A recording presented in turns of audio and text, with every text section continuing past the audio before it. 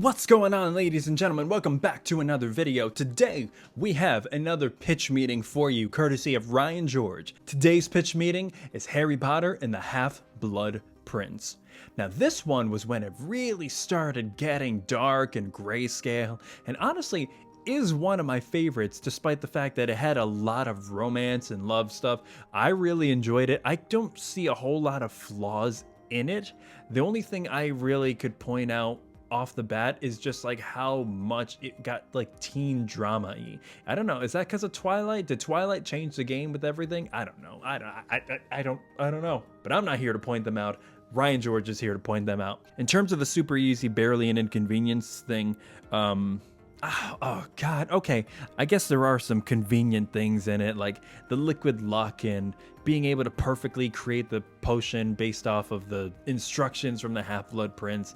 All right, fine. Is that the super easy, barely an inconvenience because of the liquid luck thing? Yeah, I'm gonna go with that.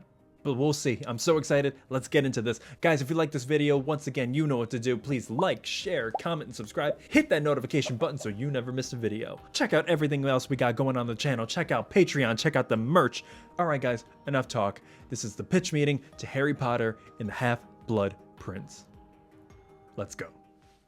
So, you have a new Harry Potter movie for me? Yes, sir, I do. And so the Death Eaters are getting real bold, right? Like, they straight up destroy the Millennium Bridge in Oh, London. yeah, I forgot about that. Bad guys hate when bridges are standing. Yeah, they do. Doesn't Harry Potter technically take place in the 90s, though? It does, yeah. Wasn't that bridge built in the year 2000? There's no way for me to check that, sir. Oh, okay, but there is, though. Oh. Actually, no. So we're gonna meet up with Harry Potter, and he's straight up reading a magical newspaper in front of muggles in a coffee shop. Now, this guy never learns not to do magical stuff in front of muggles. He certainly doesn't, sir. So he has this flirty thing going on with this girl, but then Dumbledore pops up like, hey, no, Harry, it's time for my annual child endangerment plan. Oh, that's cute. That's his favorite thing, putting kids in mortal danger. Yeah, and so Dumbledore needs some crucial information from this Professor Slughorn guy that was Voldemort's teacher back in the day. Okay. But Slughorn is ashamed, and so he's hiding the truth. But Dumbledore needs this information. You know, the fate of the world is at stake. Wow, so I guess he can use some of that truth serum stuff on him, huh? If the world is in danger. Yeah, I guess so, but instead he's gonna hire this guy as a teacher for an entire school year and send the teenager with PTSD on a multiple month-long spy mission. Yeah, I mean, that plan works too. That's just as good. That's exactly like Moody in the fourth one. It was like he waited an entire year to carry out his plan. This guy waiting an entire school year, getting him as a teacher, and then trying to extract the information from him. Well, they were there. I mean, you need a whole book's worth of a story, I guess.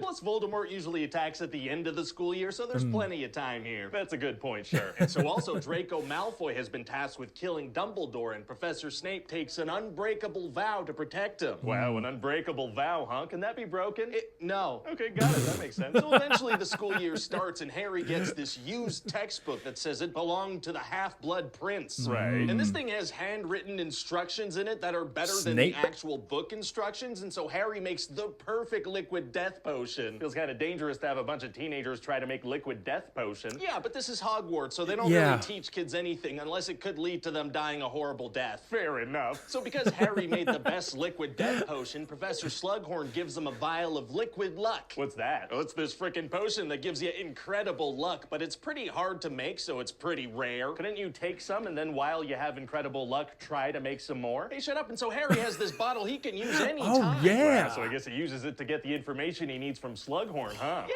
he'll eventually get around to doing that towards the end of the school year, but right now we gotta focus on the meat of the movie. Oh, that's right. In the book, there's the whole mystery about who the Half-Blood Prince is, and Harry learning a bunch of stuff about Voldemort's past. Yeah, I mean, that'll be in here a tiny bit, but that's not what I'm talking about. What are you talking about, then? Teenage romance. Oh, right, okay. Kind of want to know a lot more about the evil Dark Lord and the potential end of the world, though. Yeah, that kind of stuff is mostly going on in the background, but did you know that Ginny Weasley is dating Dean Thomas? No, I guess I didn't know that. Yeah, Ron starts dating Lavender Brown, who's completely changed since her first years at Hogwarts. Oh, like she grew up? No, she's white now. She didn't used to be. Oh, my God. Oh, I didn't realize that. She's jealous of their relationship because she has a crush on Ron. What's going on with Voldemort, though? And eventually, Ginny and Dean Thomas break up, so now Harry's got a shot with her. All right. That literally, essentially, like summed up my entire reaction of the movie. This is like Teen Wolf. I was like, oh, what's going on with Voldemort though? Isn't that what this is all about? This is, yeah, lot of that.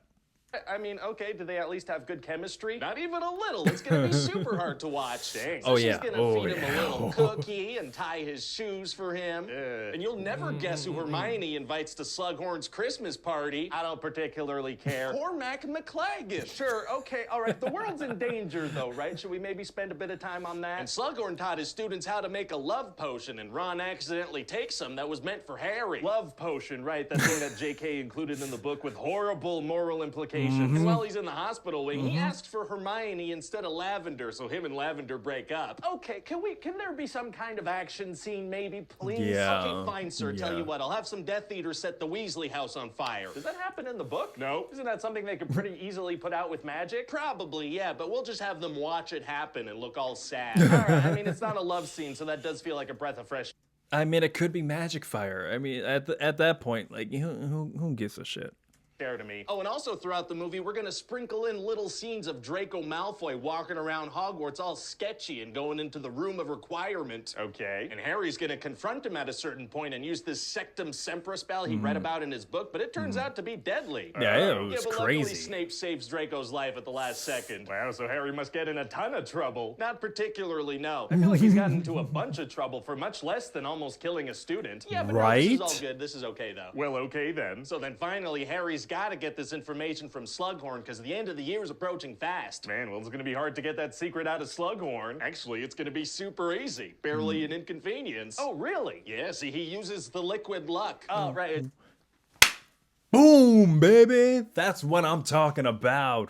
I think I'm like 1 for 4 or 5 now. So I don't really know if that's a means to celebrate, but I'm gonna do it. It's true, that thing he had the entire time that he could have used at any point. That's right, and so he finds out that Slughorn had told Voldemort about how to make Horcruxes and split his soul into multiple pieces and shove them into objects. Oh, wow. And so Dumbledore's like, right, okay, well, we already got 2 of the objects, and I think I know where the 3rd is. Wait, so he already knew about the Horcruxes? I guess so, sir. But then to get this next Horcrux, Harry's got to force Dumbledore to drink some cursed water.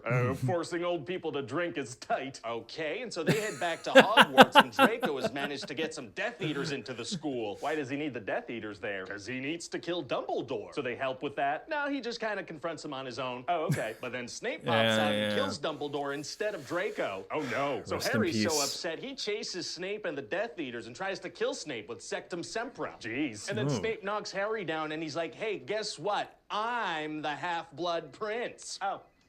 Okay. Yeah, I guess if I had spent more time on that mystery, that would have been a bigger reveal, huh? Maybe. And Bellatrix wants to kill Harry, but Snape is like, no, he's for the Dark Lord. And she's like, oh yeah, you're right, okay. So they kidnap him and bring him to Voldemort? No, they just kind of leave him there. Oh, interesting strategy. And so, yeah, then everybody's pretty sad, and that's about it. What do you think? Well, I mean, honestly, it sounds like we're spending way too much time on teenage romance in this one. Yeah, well, see, the thing is, everybody's talking about those Twilight books, so I figure we could get in on that action a bit. Oh, that's a good point. I like the way you money. Thank you. Man, I can't believe we only have 1 of these books left to adapt after this. I know, sir. 1 more movie and that's it. No more money. No more money, that's it.